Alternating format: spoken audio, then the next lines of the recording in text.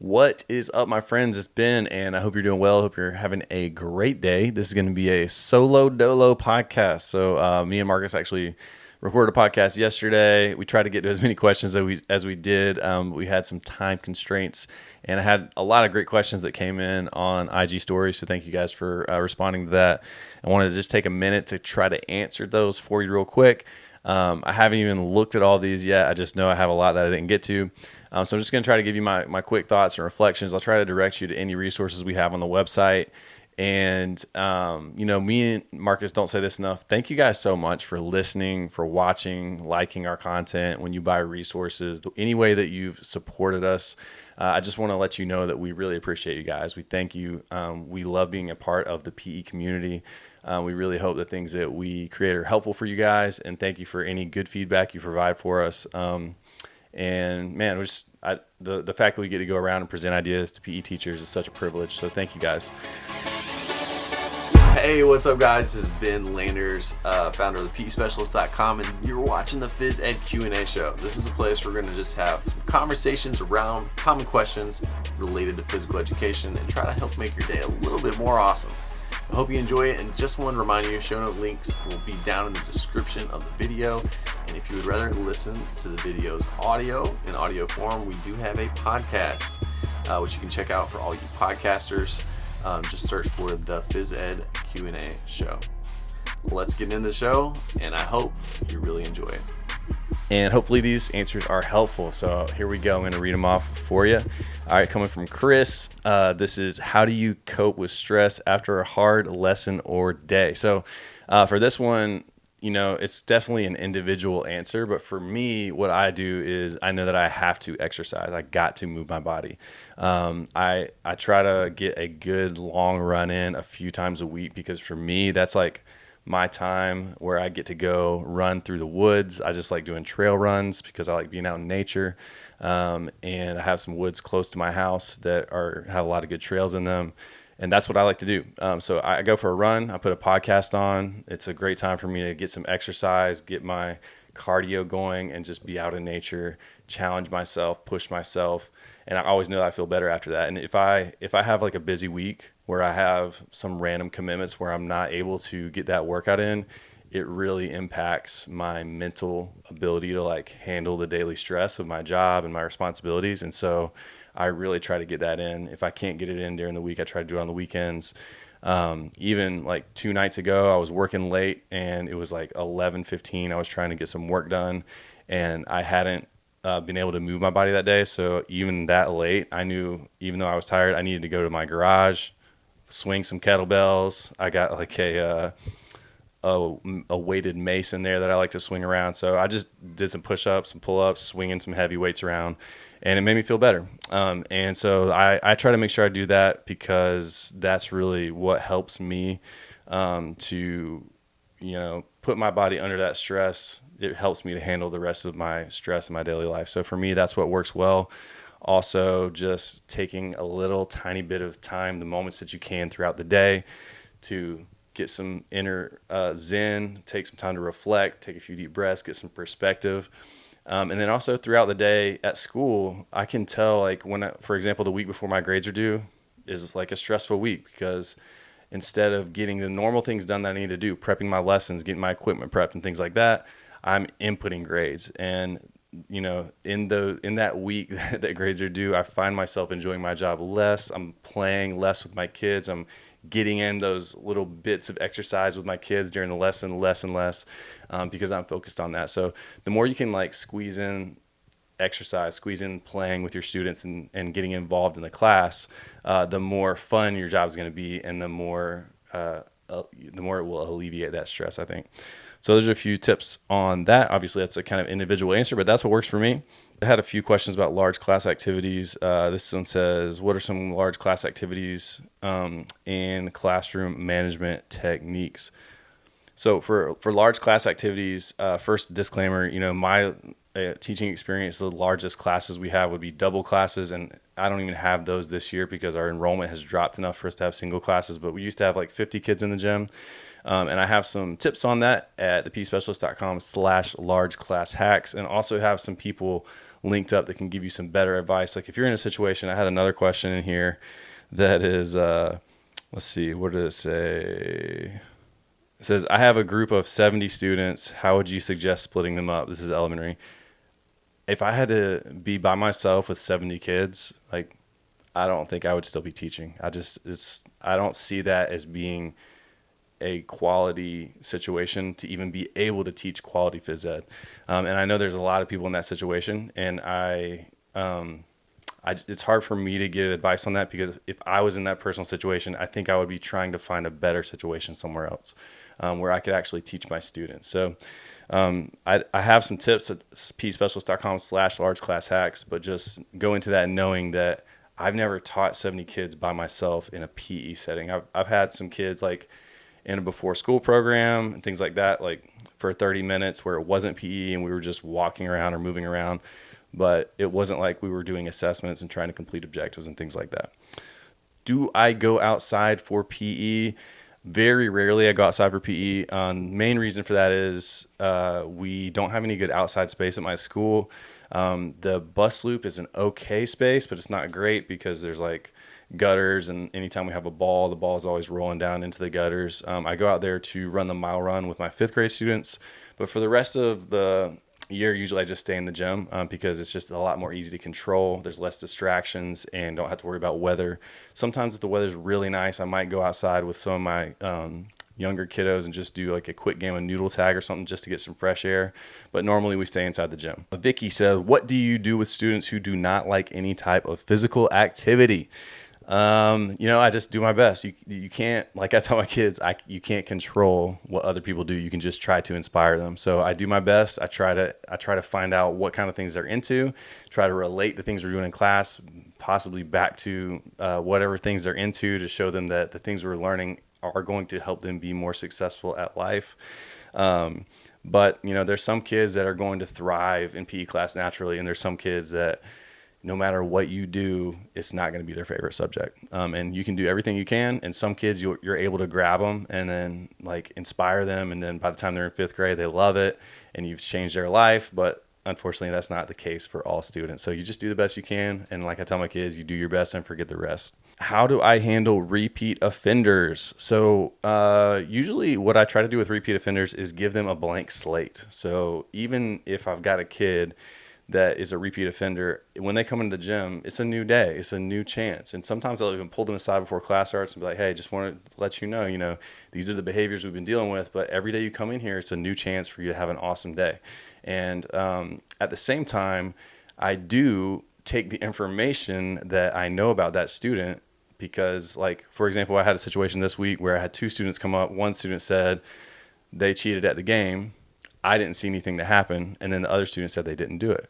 And so I said, what do you think out of the amount of trust that I have for this student and this student, talking to the student that supposedly cheated? I said, what do you think? Who do you think I'm going to believe out of the trust that she's built with me over the last 4 years and the trust that you built with me over the last 4 years? And he was like, I don't know. And I said, I'm going to believe her because she's never lied to me. And you've lied to me frequently. So you haven't built as much trust with me as her. So if you continue to lie, the amount of trust that you have with me is going to be very low. So if you want to build up trust with me, you have to continue to do the right thing. And then slowly my trust with you will begin to rise. Does that make sense? He was like, yes, sir. So the amount of trust that students build with me does relate to whether I'm going to believe them in a situation, if it's one student's word against another word. But I actually talk to my kids about that and hopefully help them understand the results that their actions have on relationships. What are the pros and cons of being a PE teacher?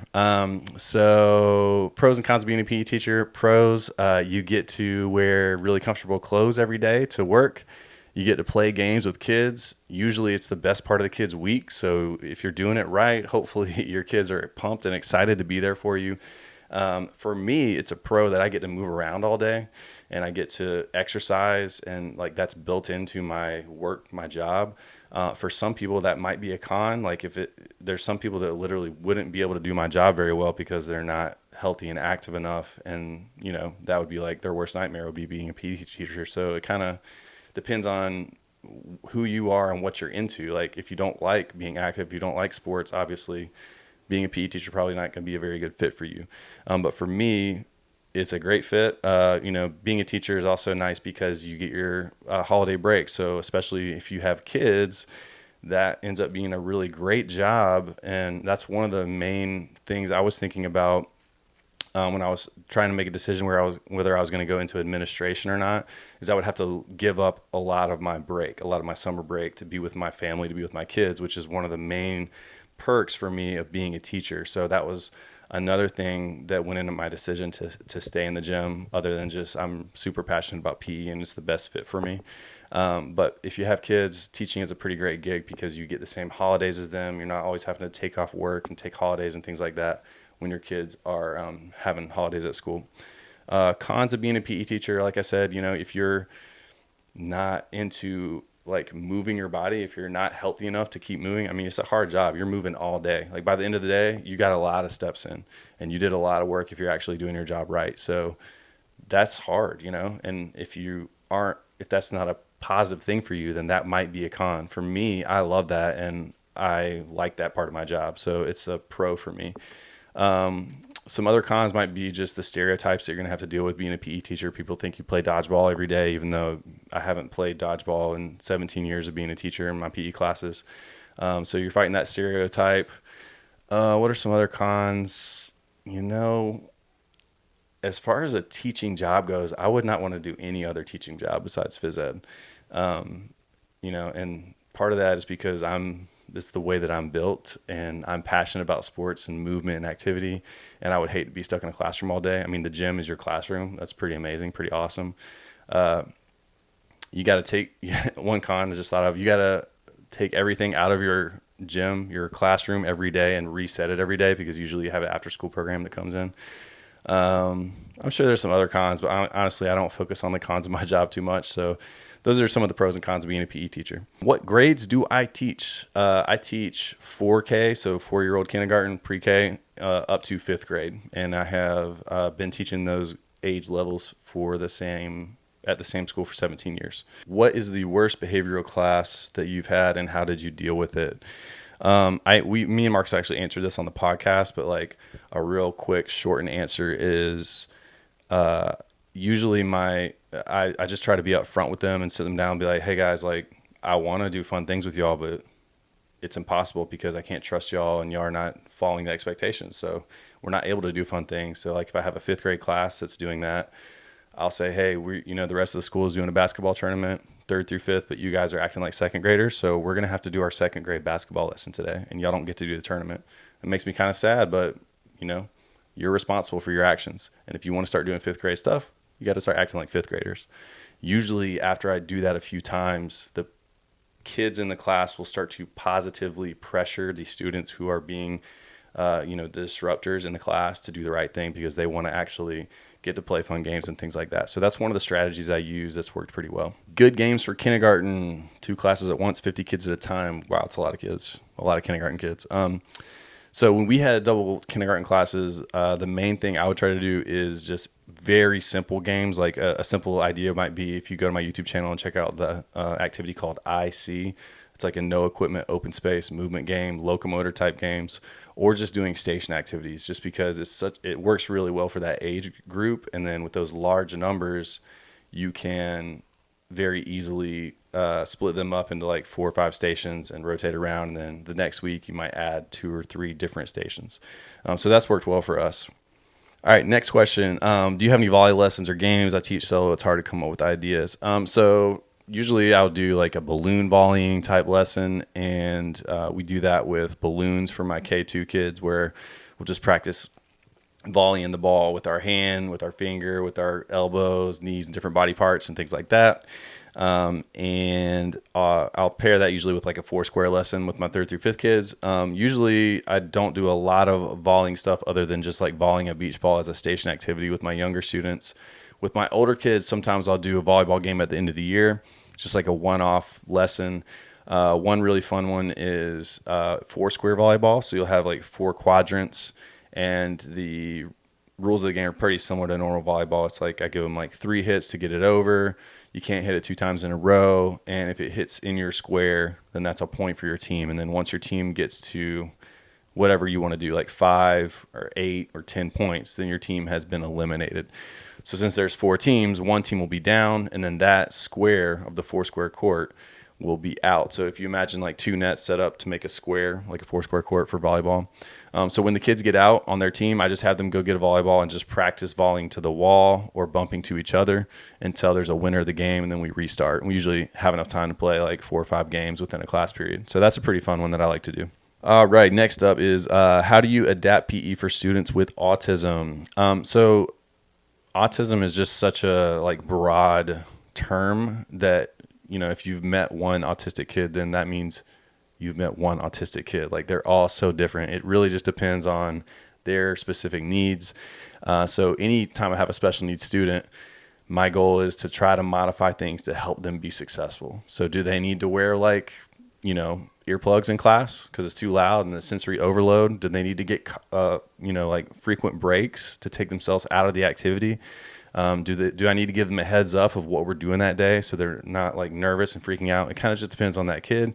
Usually I get that information from the special ed teacher, from the classroom teacher. And then since I get to see kids for 6 years, by the time they get to like first or second grade, I usually have a pretty good idea of what they need and how to help them be successful in PE. So it just depends on the student. I try to get to know the kids and build that relationship as much as I can. Next up, how would you handle limited equipment and a small budget? I have a video on this on my YouTube channel. It's actually on our FAQ page, so thepespecialist.com/FAQ. But, you know, you do the best you can with what you have. There's real and there's ideal. So, you know, ideal is every kid has basketball. Real is you might only have 5 basketballs, and you might have to do basketball as a station activity until you can get enough equipment. Personally, I would probably write grants through donorschoose.org, or trying to source like local businesses or my school's PTO, or maybe there's a parent in the school that has a business that would want to sponsor the PE program.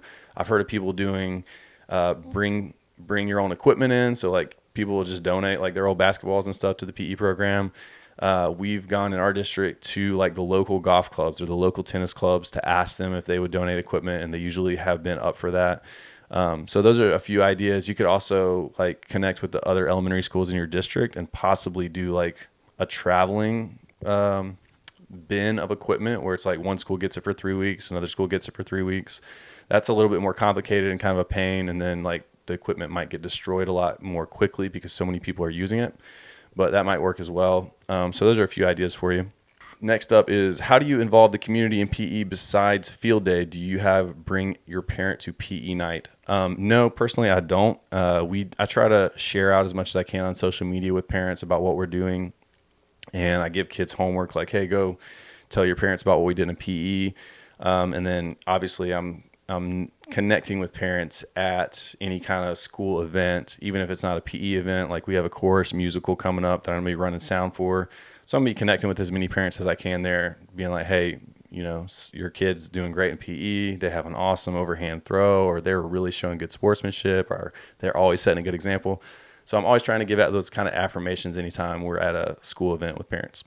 Next question, how do you handle your lesson closures, and how do you check for student understanding? So lesson closure is try to do 3 things. I do a review, a preview, and a thank you. And for that, I just review whatever we're working on that day, the basic objectives of the lesson, the cues for the skills we were working on, the main points I was trying to get across to kids.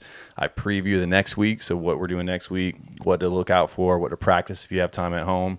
And then I thank you to the kids. So I just say, hey, thank you for your hard work. I know PE is tough sometimes if you're trying something and failing over and over again. I really appreciate you guys putting in that effort and not giving up, because I want the last thing my kids to hear before they leave to be me saying thank you for the work they put in, to know that I care about it and I see them.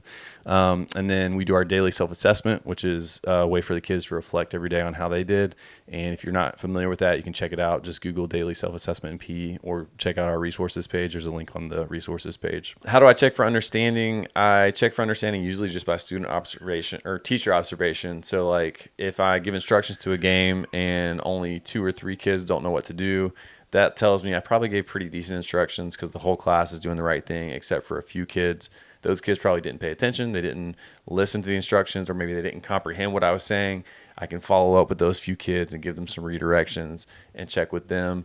But if I give instructions and a whole class is doing the wrong thing and the whole class doesn't know what to do, that tells me that I probably did a poor job giving those instructions as the teacher. And I usually just stop the class, bring everybody back in, and I just say, hey, sorry guys. Obviously, I didn't do a very good job explaining those instructions because nobody is doing the right thing. Let me try again. I'll try to slow it down. I'll do some more demonstrations. I'll make sure everybody knows what to do. Obviously, you can do the raise your hand if you know what to do and see how many kids raise their hand. If the whole class is raising their hand, that's a good sign. If nobody raises their hand, that's a good indicator that maybe you need to re-explain the directions and restate what they're doing. So, or give some more demonstrations. So that's kind of what I do with checking for understanding.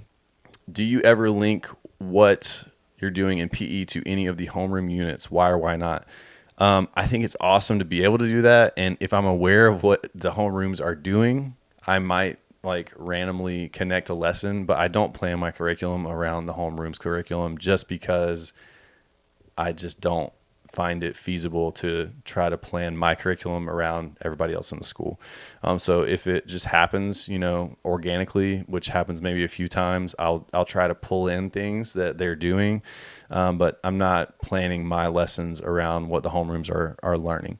Although if you're able to do that, I think that's awesome. And I'm sure that homeroom teachers really appreciate it if you're reinforcing the things they're learning in the homeroom with your PE lessons. So if you can do it, that's great. What data analysis do you do in PE class? I don't do a lot of data analysis. I'm not sure exactly what you're asking with this question, other than just what my assessments are for our standards-based report cards and my, observing kids' skill levels, where they're at, and trying to help them get better. So basic little notes on my clipboard about where each kid's at, where their skill levels are at, common mistakes they're making, and how I can help them, which I have that pretty detailed in a blog post about my grades and how I do my grades on the peteacherspecialist.com/grades if you want to check that out.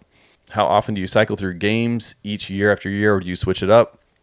I cycle through games. Some games I do every year, but then a lot of games I'll switch them up just because I don't have time, since I see my kids once a week, to fit everything in that I want to. I will do a unit every other year. If I'm doing a striking with implements unit, I might do tennis one year and then do a different striking with implements the next year, like baseball, softball, so batting and fielding. Or I might do a volleying game with my kids one year and then the next year do some spike ball with them. So I try to fit in as much as I can, but a lot of times I have to mix it up. I'll keep a note of what I do each year, and if I don't hit something, like last year I didn't get a chance to do gymnastics because I just couldn't fit it in the schedule. This year I am doing gymnastics. And so if there's any units that I didn't get a chance to do this year, I will definitely do them next year if I can. So that's kind of my goal. That's kind of how I run it. What is your best rainy day classroom game?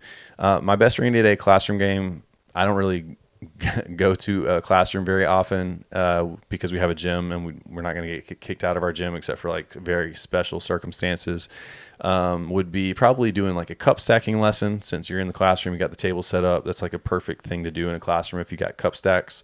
Or you could do a line dance if you have room to move the desk, or just have the kids dance behind their desk. You do some different line dances. And you could also do scarf juggling, or even a team building activity like the Crazy Cards Challenge. You might just want to go through the card deck and, take out any that you think might not be safe for a classroom. You could do something also like Pass the Frog, just an easy team building challenge like that. So those are a few ideas for you. There's another video on my YouTube channel that's a follow along video with tissues, tossing and catching with tissues. I made it during our virtual learning time. And that's a great one to do with scarves as well, but you could also do it with tissues if you want to, for some ideas there.